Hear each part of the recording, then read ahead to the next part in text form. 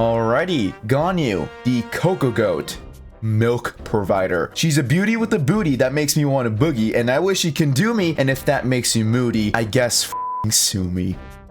Actually, don't do that. It's like my first video in like 3 weeks, so my head is really groovy with these duties that are absolutely Gucci. Damn, I'm on fire today.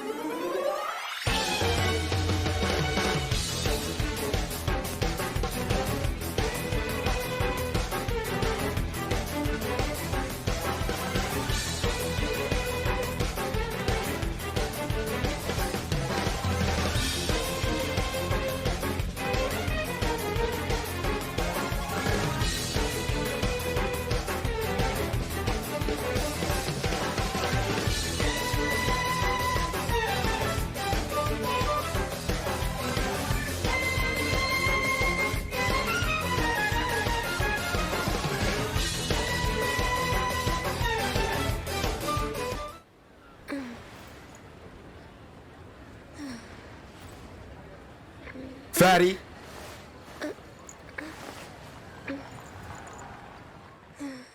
Starting with her normal attack.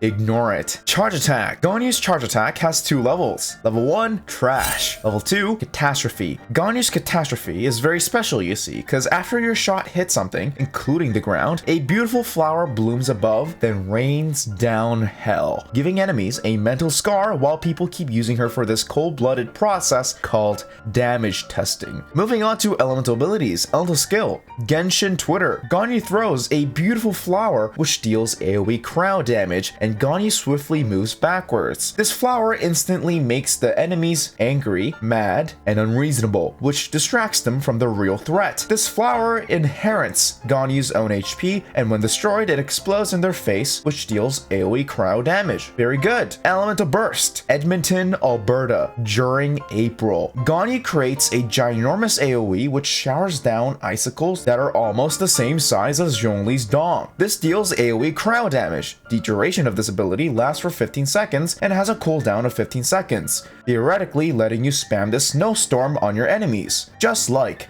Edmonton, Alberta. Moving on to passive talents. Passive 1. Q. Artifact RNG. When Ganyu fires her catastrophe, the crit rate of her catastrophe is increased by 20% for 5 seconds. So if I have the resonance, 4-piece blizzard, then this passive, I have 75% crit rate without any crit rate from my artifact primary and substats. Passive 2. Edmonton, Alberta grants a 20% crowd damage bonus to the entire party. Of course it does. Passive 3. Refunds ores when making bows. So if I have Ganyu, not only does she almost have 75% crit rate without effort, she does big damage, and she also promotes free-to-plays to build the bow. So very free-to-play friendly. Moving on to Constellations. Constellation 1. Ganyu's catastrophe decreases enemies' crowd resistance and also regenerates 2 energy for Ganyu. Constellation 2. You can now retweet your enemies, baiting them twice. Constellation 3. Edmonton, Alberta. In April, becomes Edmonton, Alberta in December. Constellation 4. Enemies within Edmonton, Alberta takes increased damage up to 25% the longer they stay in there. Constellation 5. Genshin Twitter deals more damage and can tank more damage. Constellation 6. Using Genshin Twitter causes your catastrophe to no longer require charging for 30 seconds. Wow. Moving on to artifacts. For beginners, I would suggest the 2-piece Berserkers, but the 4-piece Sojourners is probably the best option for beginner Ganyus with that 30% crit rate with the charge shot. For endgame, we have 2 clear choices, the 4-piece Blizzard and the 4-piece Wanderers. I think both are pretty great, but your choice would be situational. 4-piece Blizzard for freeze teams, and then 4-piece Wanderers for melt teams. I think a lot of people argue which is better for her, and as much as I like seeing big melt damage numbers, I like freeze teams because they're consistent with the crit rates, and the freeze helps you stay safe by freezing your enemies. I've also seen some people use 2-piece Blizzard and 2-piece Noblesse. Those people probably have a C6 Ganyu, so I think the previous ones are better options for people who has C0, which is honestly all you need for Ganyu because her damage is dumb. And yes, there is the 4-piece Shimenawa set, and I personally dislike the set, but you technically can use this if you don't care about your burst. but I think Ganyu's burst is actually a pretty big part of her kit as well. I guess you can use this if you're using a meld team that doesn't really care about the burst, but the burst also gives you some crowd damage bonuses and whatnot, so I guess it's really up to you whether you want to use this set or not. Personally, I wouldn't recommend this, especially if you're using a freeze team. For primary stats, attack for Hourglass, crowd damage bonus for Goblet, and then crit damage for Circlet. I think you really don't have to worry too much about crit rate when it comes to Ganyu, because even without the Blizzard Strayers, she has 35% crit rate from her Resonance, so prioritizing crit damage for primary stats is probably better. For substats though, crit damage and a bit of crit rate to cover up the rest. At least 30% crit rate is what you'd want to go for, and then attack percentage, energy recharge, ultimate mastery, whatever is fine. Yeah, so her artifact farming is probably not the worst, but MiHoYo still has many ways to f you over, but Ganyu can relieve that pain in many different ways. Moving on to weapons. Oh boy, the pain you guys have to go through in this banner is just so unfortunate, because the spear looks like it's for Zhongli, but it's really only for aesthetics and well, nothing else for Zhongli at least. So if you happen to summon on this trappity trap banner, I wish you the best of luck to get the proper weapon. So let's start with the 5-star weapons. Amos bow, the best bow for Ganyu, I believe, especially for her charge shot. The ability buffs the crap out of it, and is probably what you're looking for when it comes to C0 Ganyu. Thundering Pulse. I think this is also a great weapon for Ganyu. The charge shot probably does less damage than the Amos bow for sure, but when it comes to skill and burst damage, I would say this would do more. So maybe if you want to focus more on that, this might be what you want to use, so like C6. But even if the charge shot does less damage than Amos, I would still say this is a pretty decent option for Ganyu. But Amos charge shot definitely does more damage. Scoured Harp, a safe choice for your stat, high base attack, crit rate, and some crit damage. That's always trusty. Polar Star, I think this is a very unnecessary weapon for Ganyu, mainly because Ganyu doesn't need that much crit rate. Also, the ability itself might be a little bit clunky for Ganyu's playstyle, so I probably wouldn't recommend this bow too much on Ganyu, although it does look pretty nice on her. Elegy. I don't have this bow. I wouldn't use it unless you're using Ganyu as a support, but I feel like that's using a shovel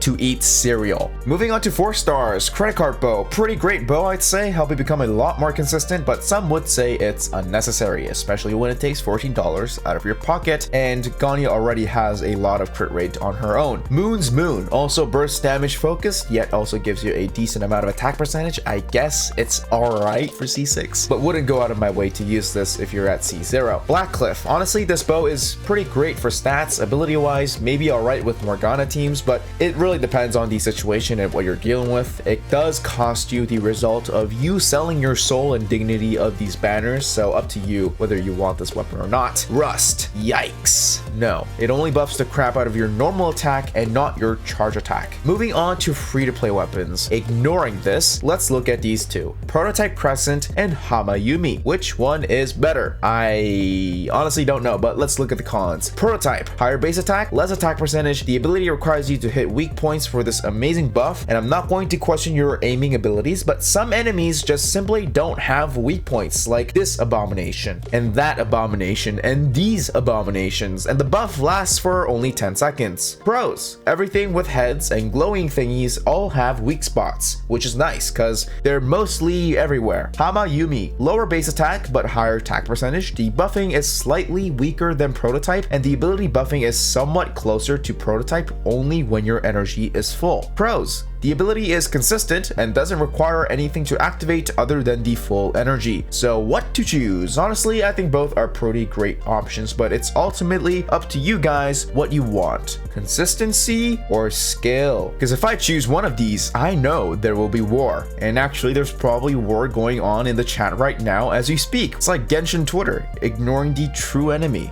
Moving on to teams. Oh boy, I forgot about her.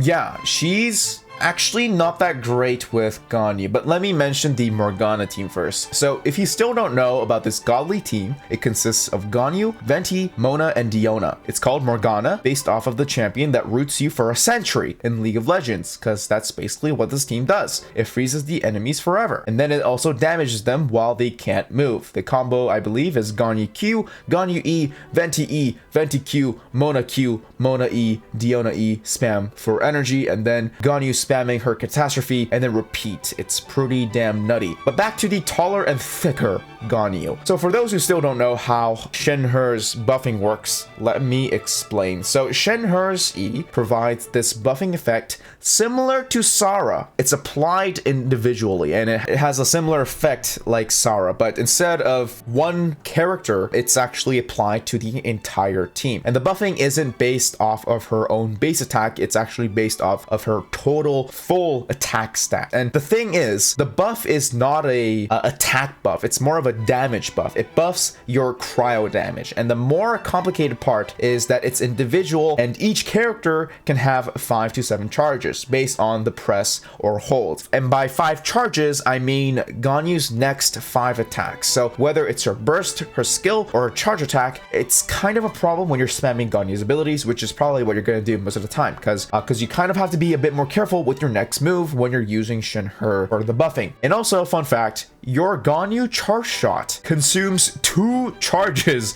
of Shenhe's buff. So even if you hold it, you can only buff your next 3 catastrophes, which is kind of a big bummer. And maybe it's not so much of a fun fact, it's kind of a sad fact. So yeah, I wouldn't recommend Shenhe with Ganyu too much. Anyways, you can also use Kazuha, Kokomi if you really have her, and Ayaka if you don't have the Morgana team. And if you still don't have those units, which is totally understandable, I think your main focus should be that you need a Cryo Resonance, a healer, and also a Swirl unit and a Hydro unit to freeze your enemies. So I guess 4-star wise, Sucrose, Diona, Rosaria, I guess for freeze team, it might be a little bit difficult in terms of accessible, consistent Hydro units, especially without these 5-star Hydro units, because these two here, which are the only 4-star Hydro units, probably freeze you instead. So if you don't like that idea, then I guess the Melt team might be the way to go. For Melt teams, Bennett, why not? You're using Melt anyways, and Bennett's buff is always Gung-Ho, and Xiangling probably the best consistent Pyro applicator choice, and then a Swirl, a Shield unit, or a Cryo Resonance would probably be the way to go. Just piece these units together based on their main usages to fit your playstyle. But yeah, I guess team-wise, Ganyu might be a little more expensive than I thought when it comes to freeze teams, but I guess it makes sense because it's MiHoYo and ain't no way this game gives you everything. So how the do you play Ganyu? Alright, again, depends on your team choice, freeze or melt. I like freeze better, and I just use Morgana because I'm a lazy bum, and I don't play Ganyu too much. But some tips. Number 1, there's this thing called ICD in this game, and it stands for internal cooldown, which is what prevents some of your characters to melt or vaporize constantly like a mother trucker. But crazy enough, Ganyu, probably one of the strongest, if not the strongest unit in this game, has no ICD, meaning she can constantly trigger this without an issue, while Mona here struggles with her vaporize problem. So that's also one of the reasons why melt teams are still decently effective. Number 2, when using Catastrophe, it's faster to charge it when you manually press it with your own mouse, instead of just pressing the auto aim button. So for faster Catastrophe, get used to aiming manually instead of relying on the auto aim. Number 3, Ganyu is very vulnerable and can easily be disrupted with her Catastrophe, so please use your Genshin Twitter bait before you do anything. But that is it for the video, guys. Hope you guys enjoyed, and I'm so sorry for the 3 weeks of absence. I just wasn't motivated to play Genshin, and I just had a lot of time to think about, and I was also playing some other game, and yeah, but I am back, so no worries. I will try to consistently upload as much as I can, but yeah. For those who are new, hope you guys enjoyed. If you guys did, make sure to leave a like and subscribe, follow me on Twitch, and check my new Discord because the old one got nuked thanks to some asshole. Other than that, bye-bye, guys.